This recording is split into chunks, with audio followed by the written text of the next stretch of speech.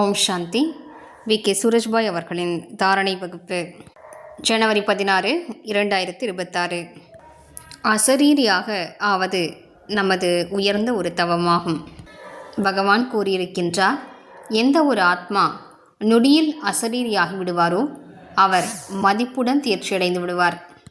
நமது லட்சியமே மதிப்புடன் தேர்ச்சியடைவதாகும். எனவே நொடியில் நாம் உடல் உணர்விலிருந்து விடுபட்டு அசரீரியாக ஆகிவிட வேண்டும். எப்போது நமது எண்ணங்களின் வேகம் மிதமாக இருக்குமோ அப்போதுதான் நொடியில் அசரீரியாக முடியும். எப்போது நாம் சத்யுகத்தில் தேவதைகளாக வாழ்ந்தோமோ அப்போது ஒரு நிமிடத்திற்கு 8 முதல் 10 எண்ணங்கள் என்ற வேகம்தான் இருந்தது. தற்காலத்திலோ ஒரு நிமிடத்திற்கு 20-30 எண்ணங்கள் தோன்றுகின்றன. மேலும் சிலரோ அதையும் தாண்டி அதிகமாக யோசிக்கிறார்கள். இதன் காரணமாக மனதின் சக்திகள் அழிந்து விடுகின்றன. நாம் நமது மனதின் சக்திகளை ஒருமுகப்படுத்த வேண்டும். எனவே நம் மனதின் எண்ணங்களை நமது நடைமுறை வாழ்க்கையில் 8 முதல் 10 எண்ணங்கள் ஒரு நிமிடத்திற்கு என்ற அளவிற்கு கொண்டு வருவோம். அப்போதுதான் நொடியில் தேவையான நேரத்தில் நம் மனதினை நாம் நிறுத்த முடியும். அசரீரி நிலையில் நிலைத்துவிட முடியும். மேலும் நாம் உயர்ந்த சுயமரியாதை பயிற்சி செய்து கொண்டே இருப்போமானால், முழு நாளிலும் இடையிடையே நல்ல யோக பயிற்சி செய்து கொண்டே இருப்போமானால், நம்மிடம் சக்தி வாய்ந்த ஞானத்தின் பாயிண்ட்டுகள் இருக்கும் என்றால் நமது எண்ணங்களின் வேகம் மேலும் குறைந்துவிடும். ஒரு நிமிடத்திற்கு 4-5 எண்ணங்கள் தான் தோன்றும். அப்போது நமது சித்தம் அமைதியாக இருப்பதை உணர்வோம். முழு நாளும் அமைதியை நன்றாக அனுபவம் செய்வோம். அப்போது நாம் நொடியில் அசரீரி ஆகிவிடுவோம். இதன் மூலம் நமது எண்ணங்களின் சக்தி மிகவும் அதிகரித்துவிடும். யார் இவ்வாறு ஒரு நிமிடத்திற்கு 5 முதல் 8 எண்ணங்கள் வரைதான் உருவாக வேண்டும் என்ற பயிற்சியில் கவனம் செலுத்தியிருப்பார்களோ அவர்களுக்கு எண்ணங்களின் சித்தி கிடைக்கப் பெறுகிறது. எனவே ஒரு லட்சியத்தை உருவாக்கி கொள்வோம். நான் முழு நாளிலும் வீண் எண்ணங்களிலிருந்து விடுபட்ட நிலையில் இருக்க வேண்டும். உயர்ந்த எண்ணங்களின் சிந்தனை இருக்க வேண்டும். அதன் மூலம் நமது மனநிலை மிக நன்றாக இருக்கும். மேலும் நமது அமைதியின் சக்தி சேமிப்பாகிக் கொண்டே இருக்கும். பாபாவின் முரளிகளிலிருந்து உயர்ந்த எண்ணங்களை தேர்ந்தெடுத்து நாம் அவற்றை சேகரித்து வைத்துக் கொள்வோம். நமது சித்தத்தை அமைதிப்படுத்தக்கூடிய பல உயர்ந்த பாயிண்ட்டுகள் முரளிகளில் நமக்கு கிடைக்கப் பெறுகின்றன. அவை நம்மை பிரபுவின் அன்பில் மூழ்கடித்து விடுகின்றன.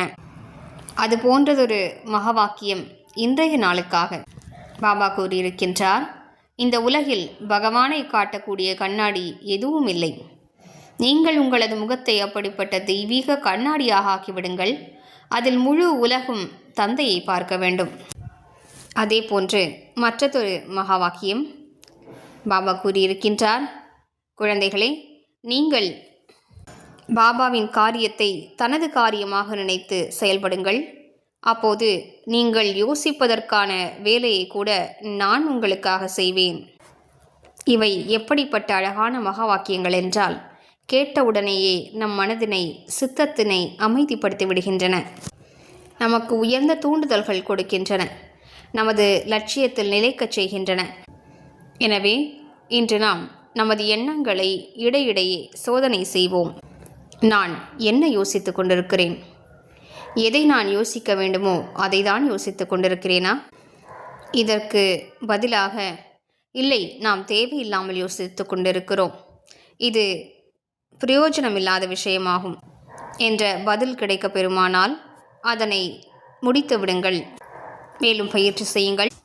நான் ஆத்மா மாஸ்டர் ஞான சூரியனாவேன். தூய்மை சக்தியின் சூரியனாவேன். நான் நாலாபுறங்களிலும் ஒளிக்கிரணங்களை பரவச் செய்ய வேண்டும். நான் எனது எண்ணங்களின் சக்தியை ஒருமுகப்படுத்த வேண்டும். எனது பிறவியே பாபாவின் உயர்ந்த காரியங்களை செய்வதற்காகவே ஏற்பட்டிருக்கிறது.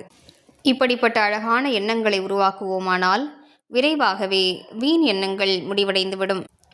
எனவே முழு நாளும் இடையிடையே நொடியில் அசரீரி ஆவதற்கான பயிற்சியை மேற்கொள்வோம்.